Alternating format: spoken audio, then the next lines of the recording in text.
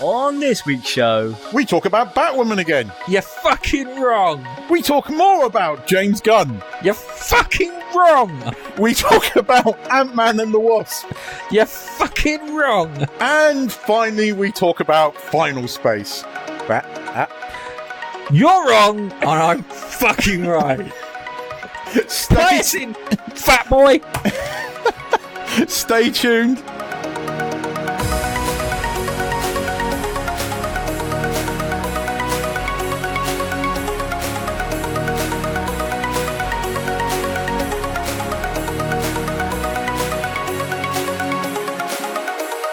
Hello, ladies and gentlemen, boys, girls, gamers, geezers, geeks, aliens, people who think they're bats, people who don't think they're bats. It's just Elba.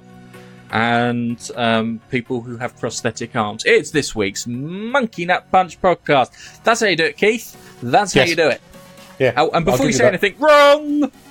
So wrong last week. I was listening to that and I was just like, wrong. And you know what annoyed me most? Is that little bitty Nigel didn't fucking challenge you on anything. He didn't sit there and go, it doesn't sound right. He knows I'm right. That's because I haven't got a clue what he's talking about. I can't challenge him something if I don't know what's going on. Okay, alright, so this is this week's rundown. We're going to talk about Antman and the Wasp, because I've seen Antman and the Wasp finally in the UK after months of it being available everywhere else in the world. I want to talk about Final Space. I've got my 2 cents about Batwoman, because Keith got it wrong. Then we're going to talk about Idris Elba. Wrong. You got it wrong.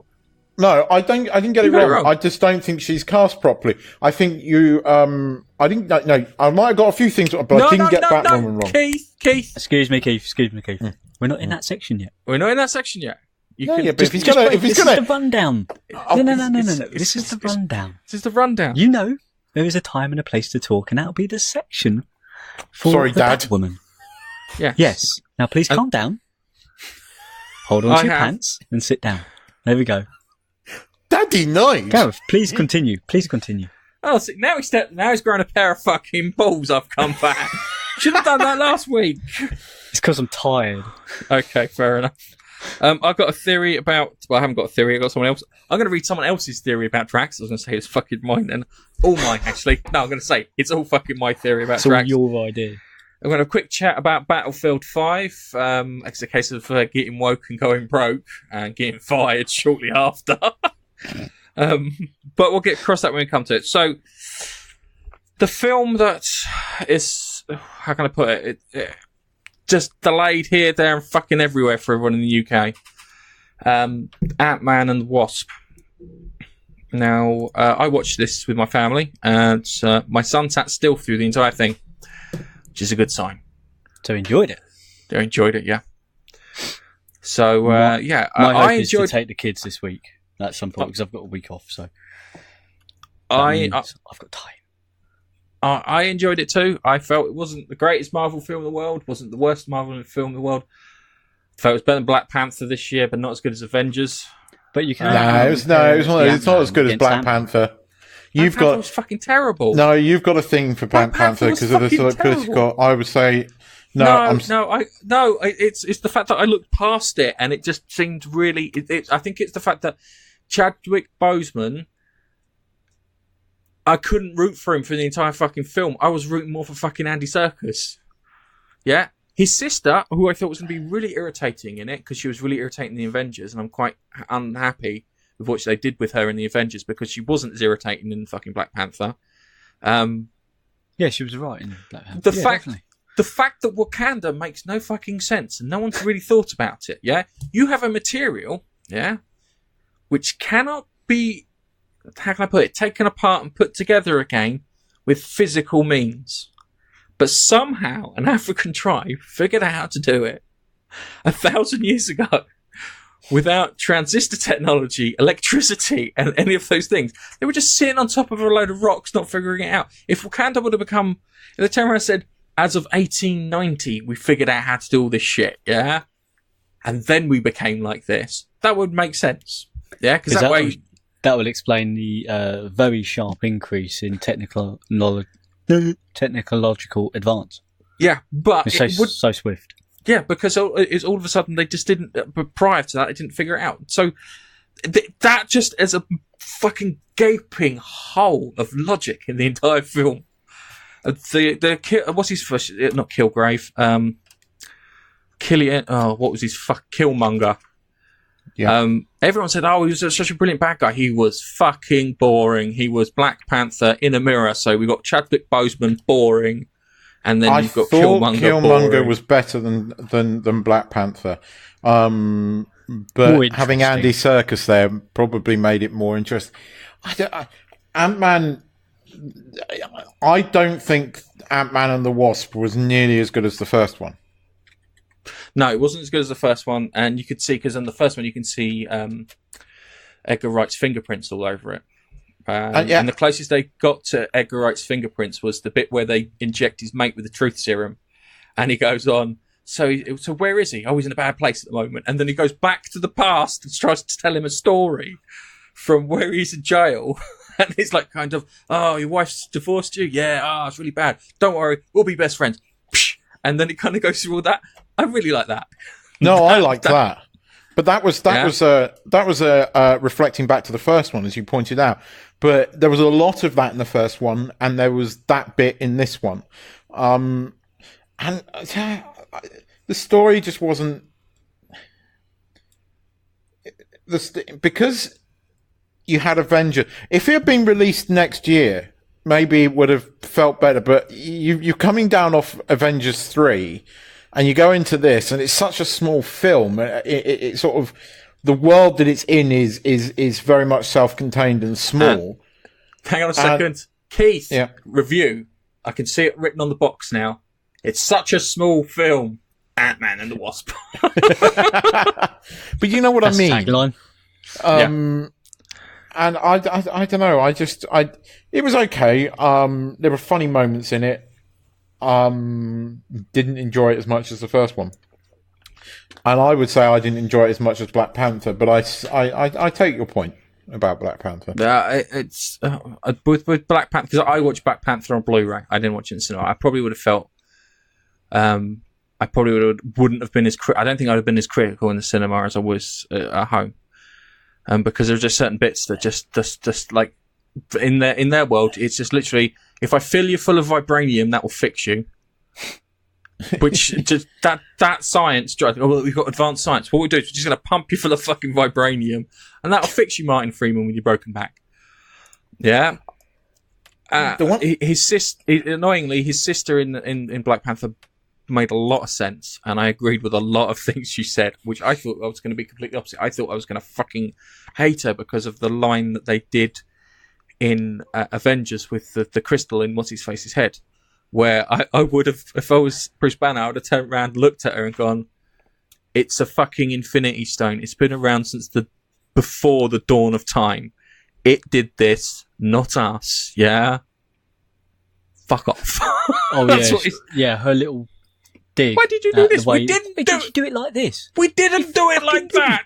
It was either the big fucking armor-plated robot called Ultron or the fucking Mind Stone. One of the two. Actually, no, they both came from the same fucking source. Shut up, you tart. And that's annoying because I didn't find her as irritating in the film. I really genuinely thought because of that line, I would have hated her in the film. But I actually found myself. She was one of the characters I genuinely liked.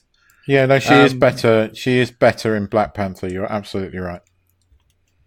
And the CGI fight at the end, where they're fighting on the things, is back to Black Panther. Yeah, terrible. Was terrible.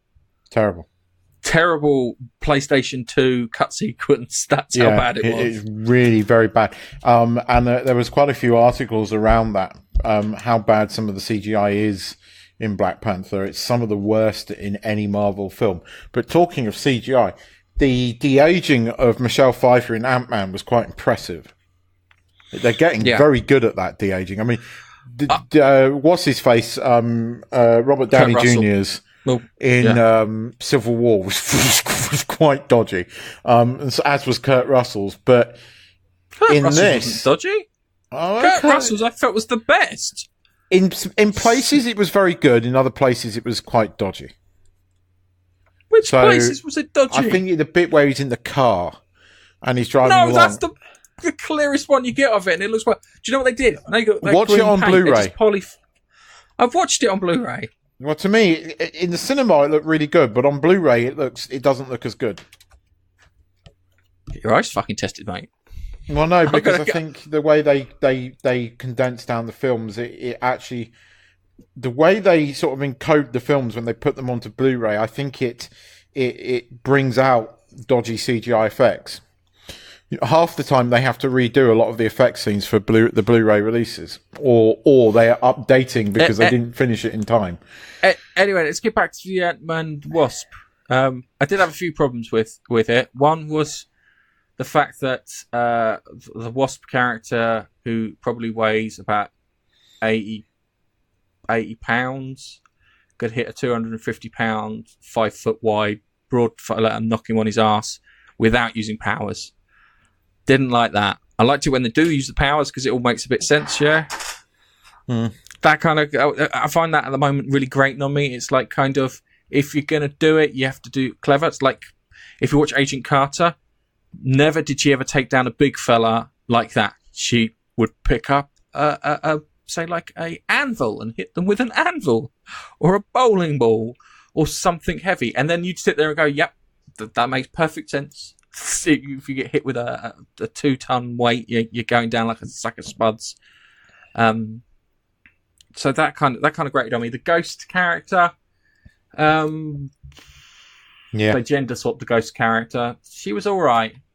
It's annoying because she was like a roadblock towards them sorting things out towards the end. What's his mush? Who was he? Lawrence Fishburne. His aging wasn't so great. His de-aging, wasn't so great. Yes. No, I agree with you. Just it wasn't. I don't know. Maybe it was just the level. It was just like leave a bit of age in there. He was good. I like the way he kind of portrayed them after fashion. The Scott Lang character, they forget that he has like doctorates in electrical engineering. They forget that the guy is actually fucking very well qualified, and that was a big thing in the first film, was how he threw away a career to do something right. Yeah. So they forget that, and they're talking to him like he's a complete dummy, which I don't like because he's not a complete dummy. Yeah, it's like the thing with fixing the what's it. I just like to point out, yeah, Michael Keaton, what's his face? Michael Douglas, yeah, Michael Douglas and Michelle Pfeiffer, yeah. Right, Michael Douglas wouldn't go subatomic because he couldn't figure a way of getting back, yeah. Michelle Pfeiffer went subatomic, couldn't figure out a way of getting back. Scott Lang, yeah, electrical engineer, goes subatomic, figures out to come back in one fucking go. And they talk down to him. And it's like, kind of, I don't sound rude or anything, guys. You couldn't fucking do it, I did it, alright? So you can piss off. I didn't like that. That was like kind of, that really, I understand him not being able to fight because he's not a fighter sort of person. He's a guy who uses his head to solve problems, but they kind of dropped the whole, he has qualifications and knows what he's doing. The only example of that was the fact that they were setting up all those security systems for their the client that they were trying to get a contract with. Yes. But I did enjoy the last sequence where they're chasing them downtown in San Francisco. Oh, that was quite good. That was good. I enjoyed that. I enjoyed the camp FBI agent he had to report to. Yes. What was it? Chinese fellow. I can't fucking remember his name. And he's like, he goes, you're going to have to show me. He goes, what? Because he's talking about Antman growing and shrinking. He goes, no, the car trick. And the bit where he's spending time with his daughter and they've built like a big cardboard kind of fort thing and slide and whatnot. I'm looking at that thinking, shit. As a dad, that puts me to shame. Yeah, that was one bit I was like, crap. Yeah, and the way his daughter would cover for him and stuff. It had the heart. His heart was in the right place, if that made sense. Yes, I'll give you that. Yeah? I will. They had heart. It's by no means the worst Marvel movie. No, by no means. Dark World. Thor: The Dark World, still the worst one. I don't know. Iron Man 2's got a lot to answer for. But Iron Man 2's not as bad as Thor: The Dark World. See, the only thing got going Thor: The Dark World is Loki. Loki literally held up that whole fucking film by himself. And that's why they got fucking Taika Waititi in to do Ragnarok. And that's the guy I pegged for doing Guardians of the Galaxy. That makes sense. Yeah. That makes Taika sense. Waititi can do that. They don't have to get anyone else, and he comes across as a nice guy too. So they're not gonna rail against him because it's like, kind of, dude, they gave him this job. I'm not gonna say no. No, that could actually work. I mean, they're using the script anyway, so it's that could work. But anyway, the next Marvel movie is Captain Marvel, isn't it?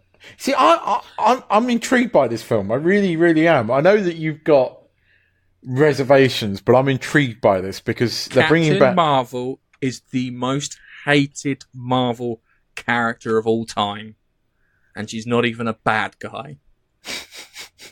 She's terrible. And the other thing too, do yourself a favour, pop on Twitter, find Brie. Is it Larson? Yeah, Brie Larson, is it? Yeah. Sorry, I almost said there's a porn star that was going out with Charlie Sheen called Brie something. I thought I was going to get you fucking tweets. Look at Twitter in the wrong place. Find her thingy. Look at the picture that she's got on there. If it's still there, yeah. She looks like she hasn't washed in weeks. It depends what film she's in. But she's a very good actress. What's she been in? What's she been in? She's played quite a few films, but she played a film about a woman that was imprisoned, and then she was kidnapped and then imprisoned, then had a child in captivity, that kind of thing. But that was a very powerful film. And she was very, very good in that. And I've seen her in a few other things where she's been quite good. She's won a couple of awards as well. She is quite a good actress. It's not her that I'm intrigued by. That I mean, they're bringing back Mr. Samuel L. Jackson as Fury. They're bringing back Greg Clark as what's his face, Agent Coulson. So I think they're going to have to use the de-aging tech again, like throughout the whole of that for Phil Coulson, because it's set in the 90s.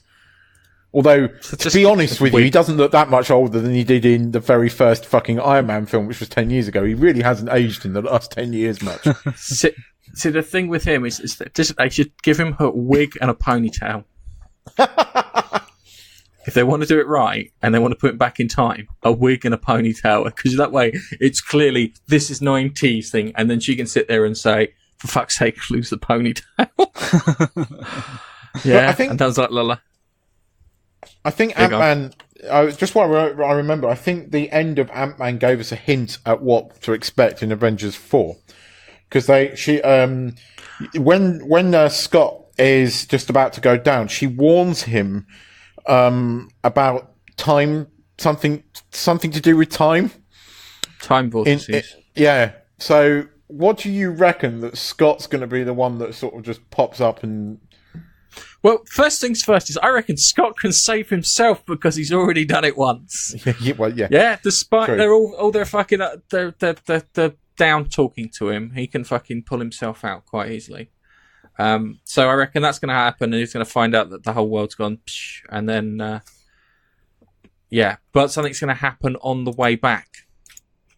That's where it's going to come from. Something's going to happen on the way back, like he'll pop out in another dimension or something, and he'll be like, shit, I done this wrong.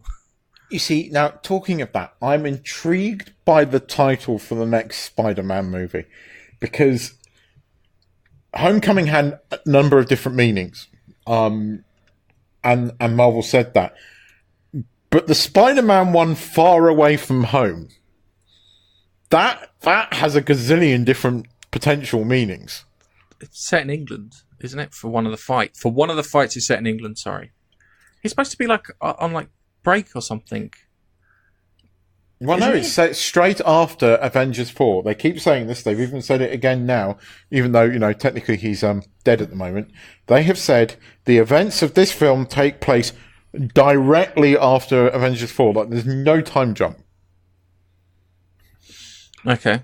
So your thing about different universe or different dimensions. It's been branded around more than once that could be a potential storyline for Avengers 4. They are very specific about the fact that it takes place directly after Avengers 4, and they keep saying this, like, something's going to happen that is going to affect this film.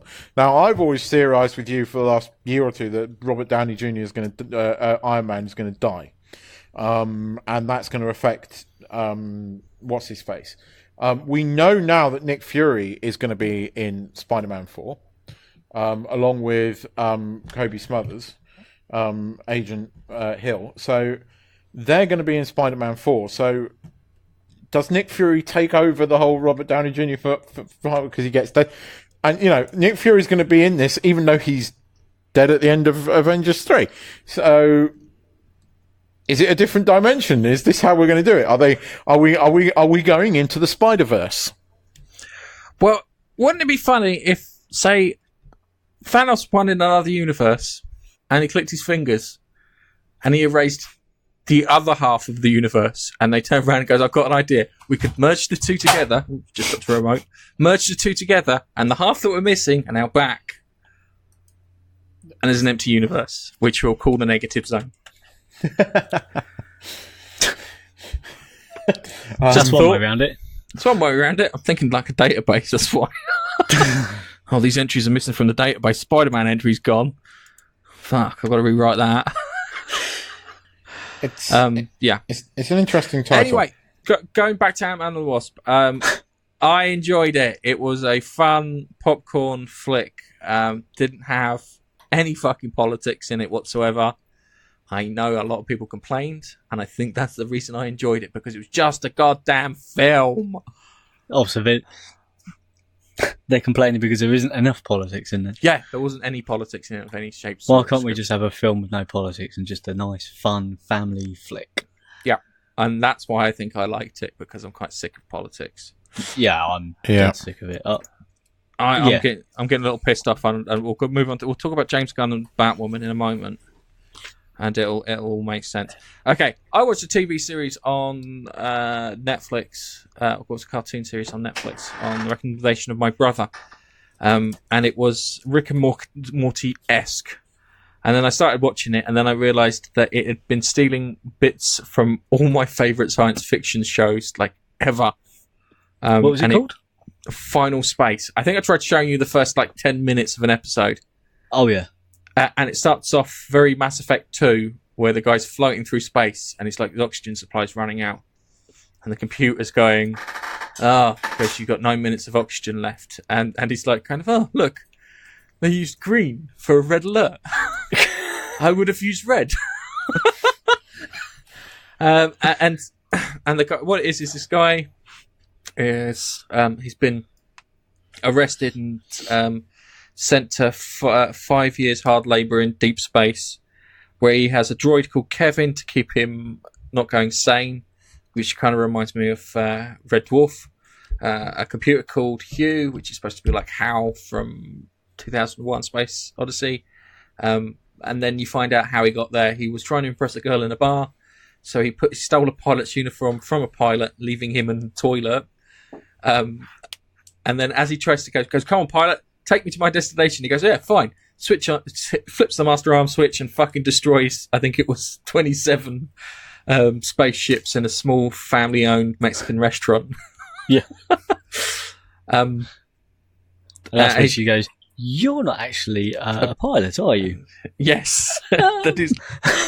No, I was just trying to impress you. Anyway, he had to do a 5-year sentence. His name's Gary Godspeed. Goodspeed. And the story kind of goes through, and it's got Keith, do you remember the third Babylon 5 Third Space? Yes. They're the bad guys for all intents and purposes. There's a third space, or final space, as I like to call it. And they're trying to open up the rift to let them through, which I found quite amusing. David Tennant's the bad guy as Lord Commander, this tiny little alien with really gnarly telekinetic powers. Really, really interesting to watch. I really enjoyed it. I recommend you watch the first episode. If you like the first episode, you'll probably like the rest. It's a one episode should do it. thing, not four. You don't need the 4-episode rule for this, because literally, if you don't like the first episode, you're not going to like the rest. Nice and simple. Fair enough. But it's nice because it feels like Rick and Morty, but there's a bit more to it. It has like a nice coherent story with an arc in it and whatnot, and I found it really entertaining. Is it funny? Anyway, it's funny, yes. Yeah, okay. It's on Netflix, isn't it? Netflix Final Space. Yep, I'll check it out. Might need to switch your VPN on and switch to a different country. No, it's available here. Okay. So Batwoman last week. Keith, you're wrong. How am I wrong? You're so wrong. You're so wrong. This is the point where you can talk about Batwoman, Keith. This is where you can talk about Batwoman. Okay. How am I wrong? You have permission. How are you wrong? Right, okay. Right, what they're doing, is they are going for a gender-swapped Batman. Because a gender-swapped Batman is going to be more fucking entertaining than Batwoman. Because I'll be honest with you, I know Batgirl, I know Robin, I know Oracle, I know Alfred, I don't know fucking Batwoman. Batwoman's the reason I don't know Batwoman... The reason I don't know Batwoman is she's not fucking interesting, and she hasn't had any interesting stories, where Batman has had fucking as many as Spider-Man as interesting storyline-wise. And as I said, it's like I know Batgirl over Batwoman. So what I think they're doing is they're going for a gender-swapped Batman, because we don't want to see Batwoman because she's not interesting. We want to see Batman. Yeah? And they can't have Batman. Well, they can't have Batwoman. That's not strictly true, because they've already mentioned Bruce Wayne several times in the last season of They Arrow. can't have... Right, Keith. They got can't Superman. Have Batman. They can't have Batman. Yeah, but they got Superman, so why can't they have Batman? Yeah. They must have been a fucking almighty set of wrangling to get that, okay? But given the way everything is with the DCU and the mess that it is, they ain't going to get Batman, okay? Batman is still worth a fucking fortune to Warner Brothers. But I'm not wrong about the actress, because she's terrible. She's not... She is. She was bloody irritating and annoying in Orange is the New Black. Hang on a second. No, stop. Have you seen John Wick 2? No. Okay, she's an assassin in John Wick 2. She's pretty silent and moody in that. Kind of like Batman. Everything I've seen her in, she plays the same character. So she's the same character with that sort of really sort of can't be bothered voice. It's like, I can't be asked to be here. Can you be bothered though? No, but it's not like it's almost like she can't be bothered to act. She was very much like that in Orange is the New Black, and just about everything else I've seen her in. And okay, it pisses me off. Like you were pissed off, getting pissed off with politics. You know what I'm like when somebody describes himself as gender fluid. Fuck off. But that's and she describes herself as that, and that just immediately winds me up. See, when I hear the term gender fluid, I think mop and bucket. Well, either way, a mop and bucket is probably what's required there. If you're saying you put gender fluid on something, it's such a piece. Maybe some baby wipes. I mean, my sister-in-law is what Ty's called a tomboy. So she dresses and looks like a man and identifies as a man. You've got the lady boys here who identifies as women. I'm cool with that. I'm fine with that.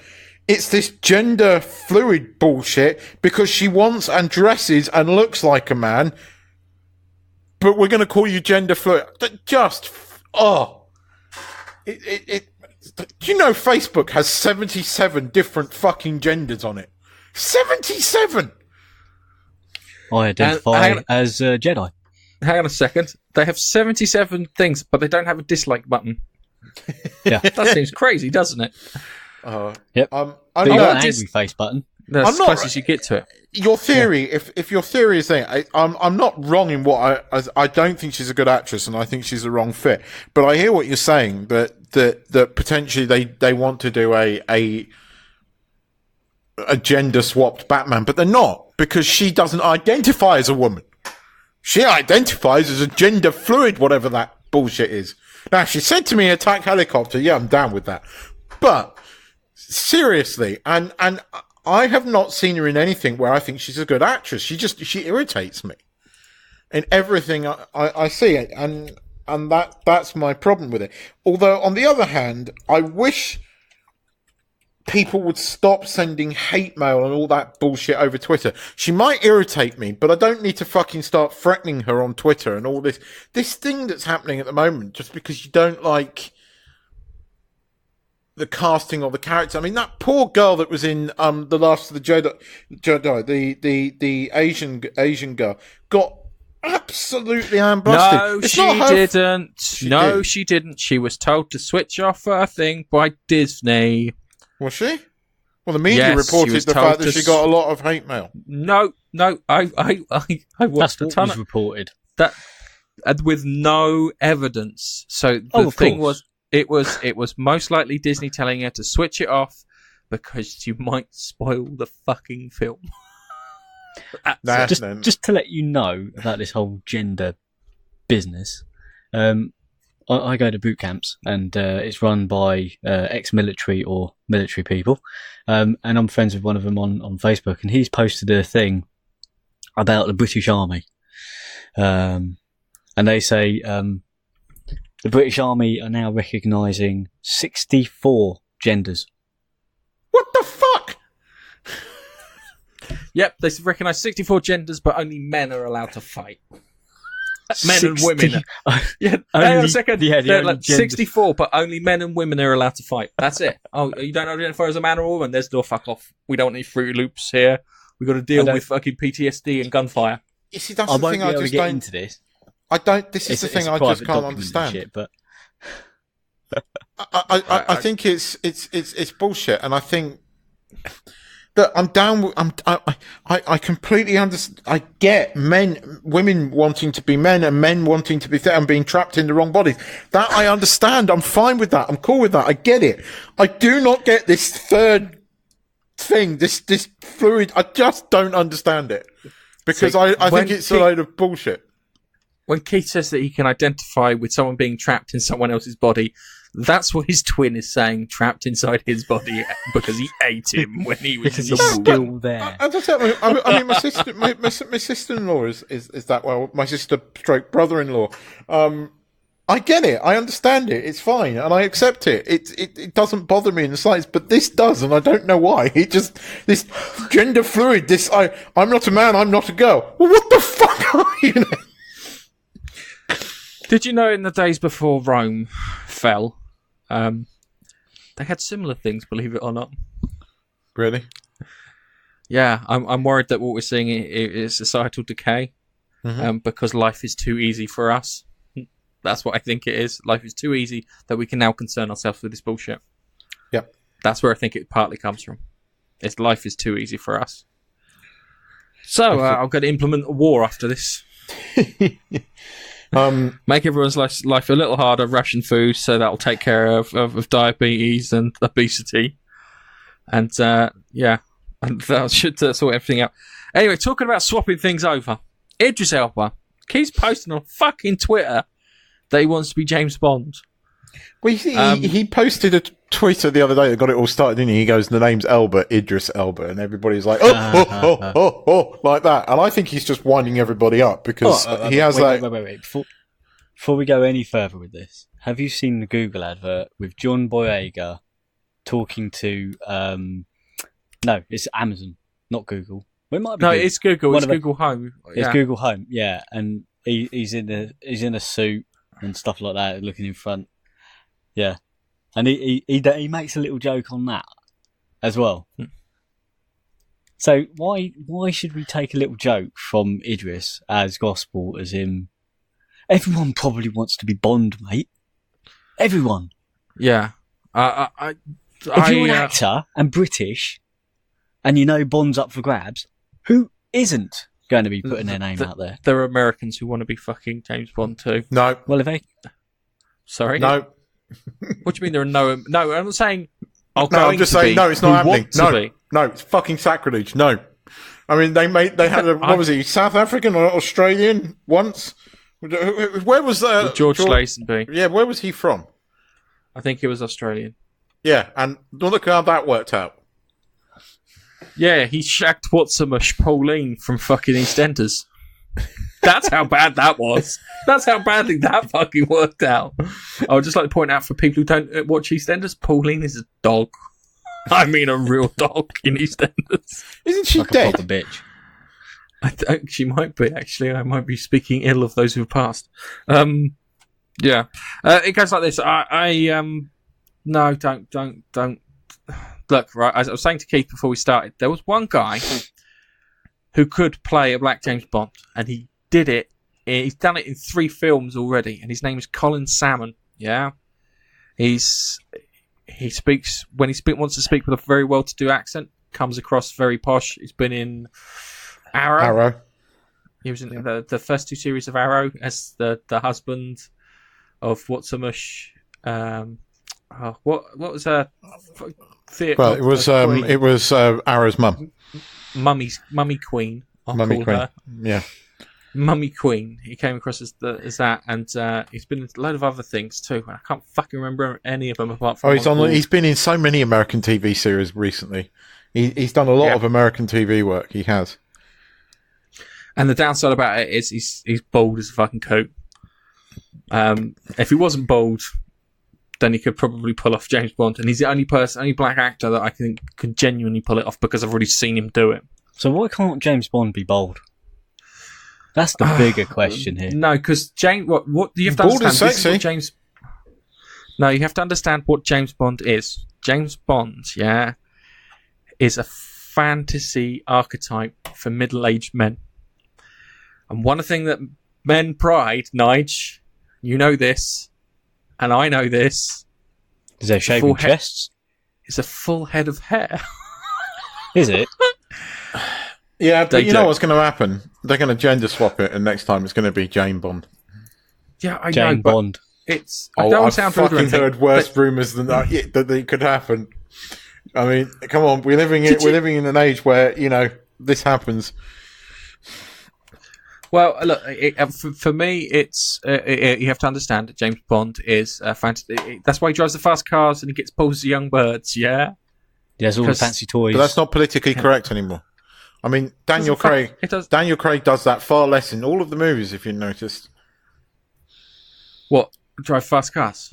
He drives fast cars, except the first one where he drove a Ford Mondeo. What was that? That was Casino Royale. He was in a Ford Mondeo. It's a Ford Mondeo. He fucking was! And he ordered a Heineken. I mean, seriously. What the fuck's that all about? I just love the idea that James Bond is like the world's worst spy. What happens is he goes to these places, he gets a bit nervous, he gets absolutely hammered, makes out that someone's the bad guy with world domination plans, and just like kicks the shit out of everyone in this blur of windmilling hands and throwing shit at people. So in his head, if you've got a set of keys, make them count. Yeah, seriously, that's what he does. But in his head, you get to see what the film is. Oh, quick theory. Pierce Brosnan's last James Bond film. Yeah. Was it To Die Another Day? Yeah. There's a theory that he dies at the beginning. And everything is in his head as he's dying. This is like a fantasy he's playing out in his head because he's been in captivity so long. When you learn survival techniques, one of the survival techniques is if you get captured, they tell you to start novelizing in your head. So you write stories in your head to stop you from going crazy. Yeah, I know techniques to stop me from going crazy. And that was one of the stories that he was writing in his head that he was imagining towards the end of his life. And that explains why it was so fucking out of it. I think that's just a theory to write off one of the worst James Bond movies out there. I think it makes it much more interesting. All right, it's okay. Toby Stevens was turned into James Toby Stevens. Go on. He was James Bond. That he was fighting himself. He was fighting the image of himself. Well, no. Toby Stevens' character was initially a North Korean terrorist, wasn't he? And then he was turned into a middle-aged white guy.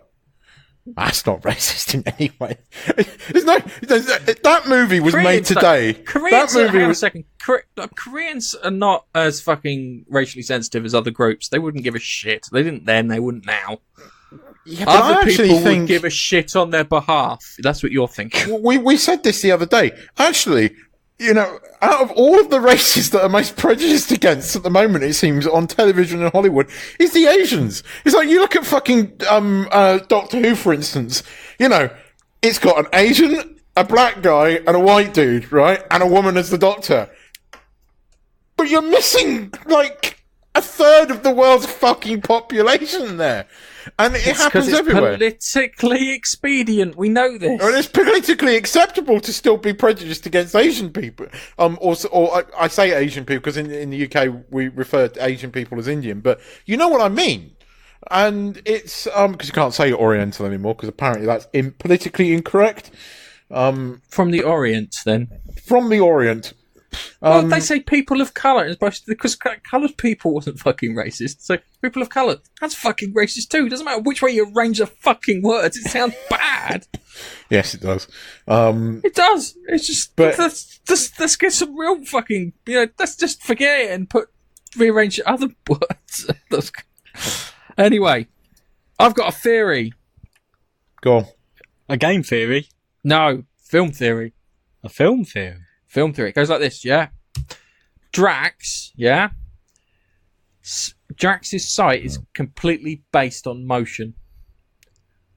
And the reason I say that is I reckon they've been building on this since the first fucking film. Where you had the bit at the end where she's dancing, and he looks, and he's totally still, and he can't see him. And then if you watch the beginning of the beginning of the second one where they're fighting the big monster, there's a bit where Groot's running across the bit, and he stops, freezes, and Drax can't see him. Yeah? I think Groot knows the fact that this happens. But here comes the twist. I think he might be able to go invisible if he stays still long enough. But that was the joke in the third one. That was the joke in the third Avengers film. And the reason I think that happened is because Quill and fucking Gamora were chatting away, yeah? And he was standing there. You didn't see him walk on, you didn't hear him move, nothing. He just appeared from nowhere. Do you know why? Because I reckon he was standing still long enough so he didn't get noticed. See, the thing is, I like Drax. Drax is probably one of my favourite of the Guardians characters, but I am a bit like you, getting a bit miffed at Dave Bautista at the moment. It's like, give it a fucking rest. Yeah. But I do like Drax. I love Drax. And that's probably one of the funniest bits in Avengers 3. That whole Drax bit. The Guardians were the funniest thing in Avengers 3. I mean, I've watched it again a couple of times since. And the bit with Peter Quill imitating Thor, and the whole Drax, if I move really, really slowly, you can't see me thing. It's hilarious. It's really, really fucking funny. So yeah, my point is that I love Drax, and I hope you're right, because that would be really, really funny. If they've been building to that whole joke and then they just come out with it in Guardians of the Galaxy 3, that would be very, very funny. That he's fucking invisible when he stands still long enough. Looks like I'm completely still, no one sees me, and he is, and no one sees him, and you do just like some clever camera work so you can't see him. That would be amazing. He does have the best quotes, though, doesn't he? Yes, he does have the best quotes. Right. The James Gunn thing. I'm fucking sick of this James Gunn stuff. Well, by James Gunn's own standards, he should be fired. By Disney's standards, who are fucking strict, and I mean really strict, as in they won't let you smoke anywhere near the Avengers or any Marvel property set. Yeah. He should be fired. Okay, by my standards, he should have been suspended, investigated, docked some wages, made to apologise publicly, and then got on to fucking doing his shit. But I've changed my mind. Do you know why I've changed my mind? Because I'm fucking sick of this shit. Fire him into the goddamn sun. They haven't along with Dave Bautista. No, you seriously. Here's the thing. Fire both of them into the sun. Shut up! I'm having a moan. Fire them both into the goddamn sun because I'm just sick of it, yeah? James Gunn went out of his way to start fights on Twitter, which is not good for fucking publicity for a company. Yeah, he went out of his way, started fights with people on Twitter, and he turned around and said, if you tweet something, it goes, you should be held accountable for it, and you should understand that free speech isn't free from consequences. And he got fucked by his own fucking words and hoisted on his own fucking petard, yeah? Which is poetic justice. I don't believe that's right. He does. End of fucking story. Can you please fucking disappear? And Dave Bautista, what are you fucking doing? Why didn't you go for the role in Terminator? Because you as the Terminator works in my head. And could you just shut the fuck up? I've had enough. All right. Okay. Next, Battlefield 5. No, right. But it's over with now because Disney have officially announced he's not coming back, but they're using his script. So that should appease everybody. I can understand Disney sticking to their decision. I don't agree with the decision they made in the first place. I think they're hypocritical, and I stand by that. They knew about this prior to this. I don't think they're hypocritical. They knew about this. I will state my brand new camera, my drone, everything on it. They knew about these tweets prior to employing him. They knew. And Disney do have double standards. They fucking do. And their clean cut thing. Look at Dumbo. Look at Dumbo. Look at Dumbo. Yeah, look at their history. They're not a clean cut company. You look at their history. They make out like now that they're the innocent company, but they're not, bollocks. They've made blatantly racist movies. Okay, they might have been years ago, but things change and times change. Yeah. Anyway, I'm done with it now. And hang on a second. And Keith, when it comes to paedophilia, I don't want fucking times to change. Yes, they he's want to not be a seen as the paedophile. scumbags There's that no they are. fucking evidence, and if he does come out, then I hope they fucking hang him. But if in 5 years' time we hear something, and that's probably around about the amount of time it will happen from 2 failed movies, and then he disappears, and then some weird shit happens, and he crashes his car, and they find his car full of weird shit on his laptop. Yeah, when that happens, because I think that's going to happen because of the Savile rule. Yeah. Yeah. And lots of people were saying stuff about Savile, and he was saying dodgy things, yeah? But he could be just an fucking idiot. Cool. And I do say innocent till proven guilty. But I want to change the subject slightly because I don't know if you're aware of this, but this keeps coming back, brings up the... Have you heard about Chris Hardwick? Have you heard all of this stuff going on about Chris Hardwick? Yes, I heard about Chris Hardwick. Have you heard... Right, so AMC did an investigation into him, and they concluded that there was no evidence to back up the claims of this girl. So he has come back. Yet the Nerdist put out this fucking statement this week saying, "Oh, we've put him back on it because they took him off as the founder of the Nerdist." Look, whether you like it or not, Chris Hardwick found the Nerdist. You can't just erase history, right? But they now start making out that this guy's still guilty, even though AMC have said we've done an investigation. There's no evidence. You look into this in a bit further, and his ex-girlfriend has done the following. She has said this week she didn't want to ruin his career, but she stands by what she says. She has evidence, but she refuses to show anybody the evidence. She refused to take part in the investigation that AMC put into this. AMC immediately suspended this guy when these allegations came out. So they took these allegations very, very seriously. So, you know, if this was a real accusation, showing the evidence to AMC, the AMC would have fired the guy, but she didn't. She didn't. He refused to take part. What does that say to you? Hang on a second. AMC did what I would do. Yeah. You suspend him. You check. He's fine. Back to work. Apology. Yeah. Sorry for the inconvenience, everyone. And the way the Nerdist behaved this week was fucking unforgivable. I don't like the Nerdist. The reason I don't like the Nerdist is because of fucking Jessica Chobot. Why does she bug you? I'm intrigued by that. There's a game that she put together called, I think it was Daylight, and I bought it on the PS4 thinking it would be a really good game after watching her tell us about the game. It's terrible shit. I can't get out of the first fucking room. I'm not an idiot when it comes to games. No, you're not. Yeah, I feel like I was ripped off. I do not like her because of that. Fair enough. That's why, because I feel like she's fucking stolen $7.99 from me. If she give me back the $7.99, I'll be fine. If I met her and she goes, "Here's $7.99," I go, "Now we can be friends." No. You stole it from me, you cow. They pissed me off by this statement this week because their statement basically implied that he was guilty, and that we're in a day and age now where we've forgotten innocent till proven guilty, and this guy, there is no fucking evidence to say this guy's guilty.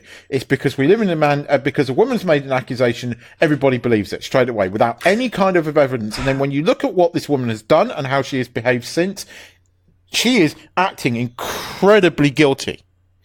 I might be wrong in this, but she is acting like she made the whole fucking thing up. Right. I thought there was such thing as libel. So if you make an accusation about somebody, I hope to got the libel if it's written, slander if it's spoken.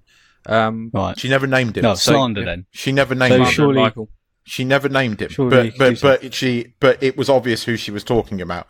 So so that's why AMC suspended him and looked into it, but she refused to take part in this thing, and she keeps banging on about having this evidence, but she refuses to show anybody. I call bullshit. Well, if she turned around and said, I'll only show it to the law. This is the thing. If something had happened, she would have gone to the fucking police, or she would have had a friend good enough to drag her ass down to the goddamn police station and sort it out. Yeah? Because if someone has broken the law, you fucking take them to town. Here's what I think happened. People have bad breakups. When you break up from somebody, it's very rarely that it's amicable.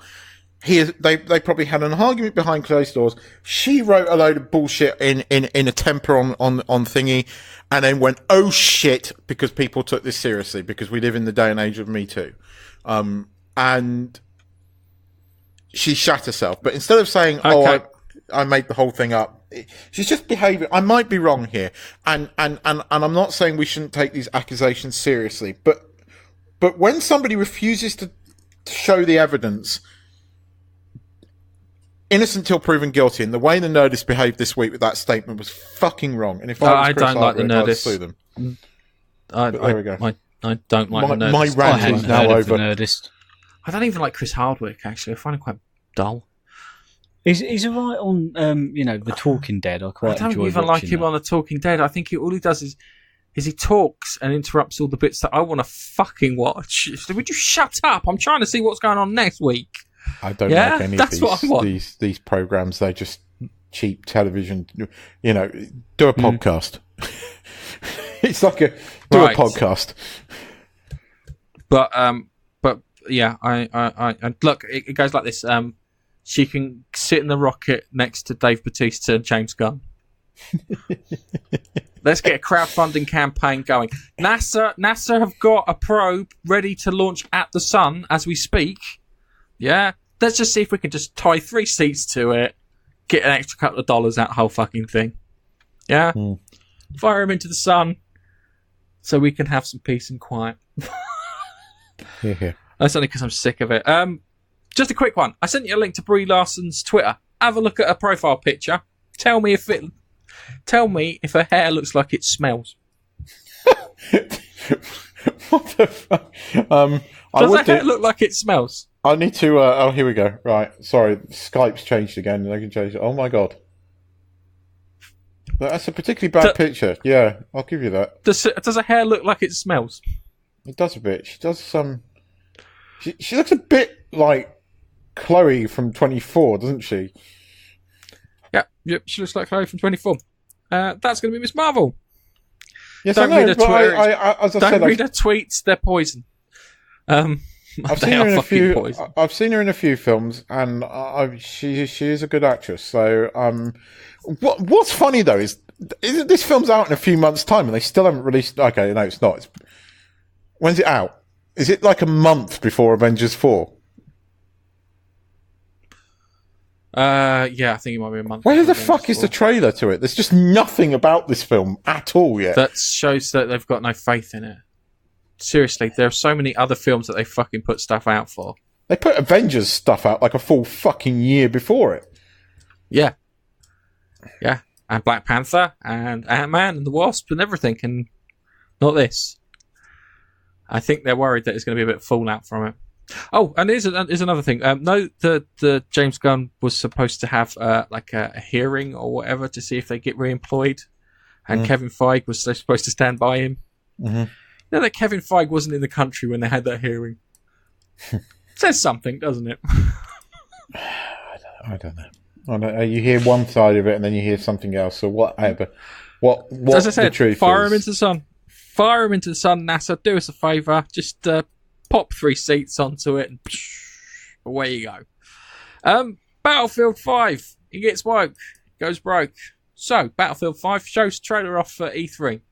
In this trailer, you've got this English woman with one arm and a prosthetic, which is probably from the 70s or maybe the 80s, using a rifle exceptionally well, and then jumping out and outrunning tanks and stuff, and it looks fantasy, like a fantasy sort of thing. Now, if you wanted to put women in a World War II game, Stalingrad, there were women snipers in Stalingrad. I know this for a fact, because there's a big fucking museum for them in St. Petersburg.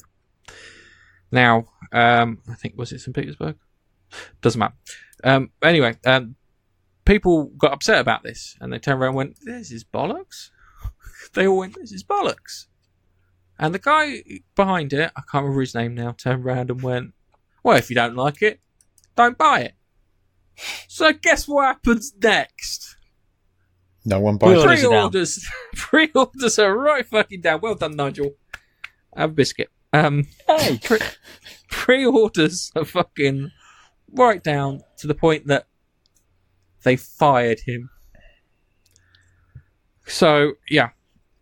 Because he was sitting there going, "Oh, no, you don't know anything about history." And it's like, kind of, women weren't really on the front line. Then talk about all that sexism and stuff that kind of existed in the 50s during this period. They wouldn't let women fight on the front lines. Unless you were the French Resistance. And I only say that because I've watched Hello Hello many times. And there were women. And there were women in that. Pay And that's the attention. only reason. I should say this only once. It's, and I have no idea how historically accurate that is. I fucking love that's that 100% series. accurate. Even now, it looks really old, but it still holds up. The comedy in that series was fucking genius. And It's clearly based on fact. and Lieutenant Gruber, and his little tank, he was played a Minbari in Babylon 5. Yes, He did. yes, he did. He did. That made a smile on my face. That was 5th series to B5. So one where they all tried to commit suicide in hyperspace by venting the engine into the atmosphere. God, I've got a sad memory. Yeah, him and his little tank. Do you know that's the only World War II comedy that the Germans actually like? And do you know why? Why? Because they're part of the joke. Yes, they They're are. in on the joke, which Yeah, they never really. were. So they were always scared of going to the Russian front, which the Germans were like, yep, we can understand that. Yeah, and then there were the bits where, like, you had the colonel, I can't remember his name, Coronel something. He would Not run Sanders. roughshod over the. He'd run roughshod over the lieutenant and the captain there, and that kind of guy. And then you had the Gestapo bloke with his weird sexual fetish sort of thing. Who, believe it or not, was it was the youngest innocent. member of cast. Pardon? It was Colonel innocent. Kurt von Strom. Was it von Strom? Yeah. And Herr Otto Flick. That was Flick. it. Otto Flick. Herr Flick. Heflick. Herr That was Flick. his. He was the youngest member of cast on that. Yes, he was, and because he I turned didn't- up, I didn't think it now. he's. What was it? I saw him something about 8 or 9 years ago, and he still looked, and he came in as dressed up as Herr Flick, and he looked exactly the fucking same. And but I mean, that series was one of the first. It was an equal opportunities offender because it ripped the piss out of the British. It ripped the piss out of the Germans, and it ripped the piss out of everybody. But it was so light-hearted and so well done and so well written. Even now, you can watch it and you still fucking laugh. And the way they ripped the piss out of the British, and the French gendarme guy that was an English spy was just fucking genius, because it was a clean-cut, pre-Watershed series, but they got away with saying pissing because he wasn't actually saying, you walk in, good morning, I was just pissing by. Yeah. And they got away with Yeah, what it. was his They name? got away with it. Is I that love- the Flying Officer Carstairs? No, Carstairs no, was they one were of the two British airmen that got shot down that were always Who hiding were always out. in the old ladies. Oh, they're always... Yeah. Yeah. I'm trying to find I always the... love the fact that they had that British airman for like years. Yeah, they were throughout the whole thing. 'Cause Always they were always trying. They were all part of the same fucking plot, weren't they? Because then there was the painting. There was the fallen Madonna with the big boobies. Yes, which was the thing, and the gold too. Do you remember the gold that they stole? Yes. That eventually went missing because it was like shit. The stolen Nazi gold. That was I love the fact that to say that they were speaking in different languages, they just acquired different accents. You see, the French people had a French accent, the Germans had a German accent, the English had an English accent, and so forth and so on. There's an interesting fact about that because Gordon Kay, the guy that played Rene, it was off our screens for about 3 years or 2 or 3 years because in 1987 when England had the hurricane, he was very, very badly hurt. A tree fell down and hit his car. I think there's a 2 or 3 year gap between one of the series. And when he came back, he has a big old scar on his head where the tree had smacked him. And I think they did 2 seasons after that, then it finished. But the final episode is genius. He finally runs away, doesn't he? With but it's when he's really old. But he runs away with Yvette? God, yeah, runs away with Yvette. Yvette, I thought it was. There was Yvette, Michelle, Mimi, because he had a fling with all of them. Michelle. Yeah. God, yeah, and it was also they had the communist resistance, and he had a thing with that girl too. Yes. Oh yeah, I recognise Mimi the most. Mimi was the little tiny with one the bouffant hair. Yeah, on top, Mimi was the little tiny one. Little small. Fucking genius series. I love Hello, and I still do. It's still funny. I don't remember it. I remember watching it over my grandparents when I was a little kid because it ran from 1982 to 1992. Fucking hell, 10 years. 10 years. 85 episodes. Shit, I didn't realise that. Yeah. It ran for quite a while. And the final episode was brilliant. Because the final episode is D-Day, and then Rene comes, he's really, really old, being pushed, and he finally runs off with and thing, but it's just... I still quote that, Phil. I still quote that now. When my wife does something, I go, "You stupid woman!" I mean, she smacks me for it, but she has no idea where that's from. God. You remember that, Nige? Nige remembers that where he goes, "You stupid woman! Can't you see that she's terrified?" Yeah. And I think it's just happened to fall down. Yeah.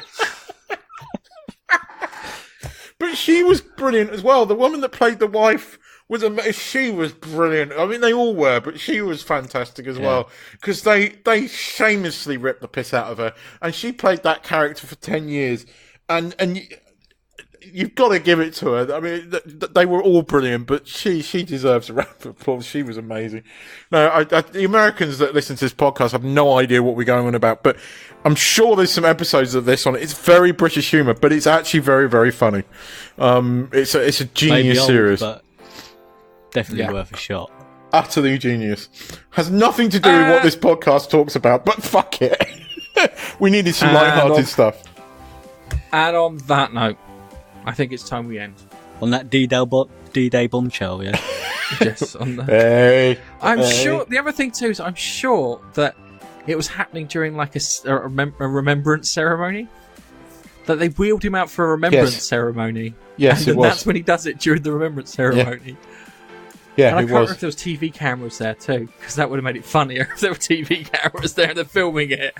He goes, and here's Rene, because he was part of the French resistance, and then it's just him fucking off ice. Okay. So, it's goodbye from me. It's goodbye from me. Yeah, it's goodbye from me. Oh, God damn it, Nige. Podcast. You should say goodbye from him. Why? Google 2 Ronnies. See you later, guys. Bye-bye.